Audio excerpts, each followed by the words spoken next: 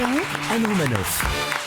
Bon, Didier Porte, ce midi, est-ce que vous avez suivi mes consignes ? Oui, alors j'explique à nos auditeurs ce qui s'est passé. Hier, vous m'avez appelé pour me dire, cette semaine, Didier, j'aimerais bien que tu ne parles pas politique dans ta chronique. Nous sommes à quelques jours du premier tour. Il faut faire très attention avec les histoires de temps de parole. En plus, il y a un abruti qui te ressemble comme deux gouttes d'eau, en quand même beaucoup moins beau, qui a fait une apparition ridicule dans un des clips de campagne d'un des candidats que je ne citerai pas pour ne pas faire de pub à Mélenchon.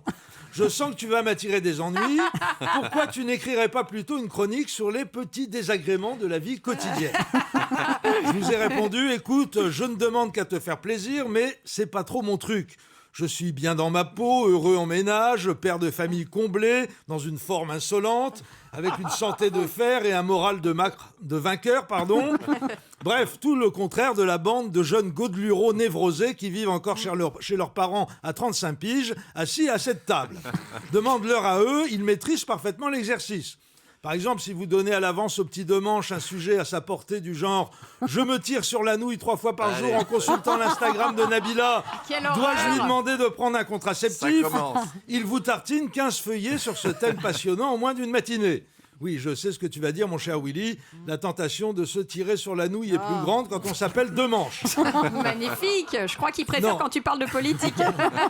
Non, moi, les sujets qui m'intéressent sont la géopolitique, les grandes questions stratégiques, la crise des idéologies, l'émergence de nouveaux paradigmes économiques, la déconstruction de la pensée chez Derrida, etc. Mais bon, Je rappelle qu'on a les audiences demain. je vais faire une exception pour vous, Anne. Je ne parlerai pas de politique dans cette chronique, mais de télévision. Figurez-vous que la grande émission d'avant-premier tour sur France 2 prévue jeudi soir est finalement maintenue et a priori tous les candidats devraient y participer. Pas d'affolement, je ne citerai pas leur nom, je me suis engagé à ne pas parler politique dans cette chronique, je tiendrai parole, juré, craché, si je mens, je vais à Levallois. L'émission aura donc lieu, ça c'est acquis, mais on ne sait toujours pas quelle forme elle prendra. Les staffs des candidats sont toujours en pleine négociation pour essayer d'imposer le format qui convient le mieux à leur champion. Sans dévoiler quoi que ce soit, je peux déjà vous dire que les formats de télé-réalité sont très prisés. Ainsi, 2 des petits candidats très à gauche militent pour que ce soit un survival sur le thème « J'ai passé une semaine dans le 16e arrondissement avec juste mon SMIC pour me nourrir » et qui s'intitulerait « Coco Lanta ». Cure d'amaigrissement assurée. Un autre candidat, un gros cette fois et beaucoup plus à droite, voudrait que ce soit une émission d'enfermement, style Secret Story, mais pas avec une seule voix, avec plein de voix. Une émission d'enfermement donc qui s'appellerait 15 jours avec sourcils.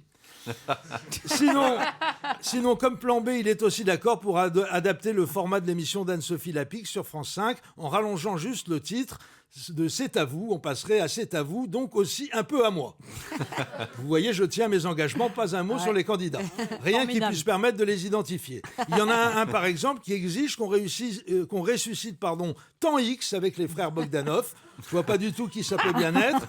Pas plus que celui qui a demandé à Patrick Sébastien de lui monter une revue intitulée Bolivar à l'Alcazar, avec plein d'hologrammes de danseuses dénudées.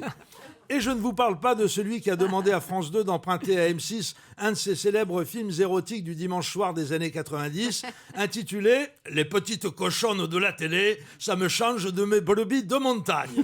Là aussi, je ne vois pas du tout qui ça peut bien être. Nous non plus.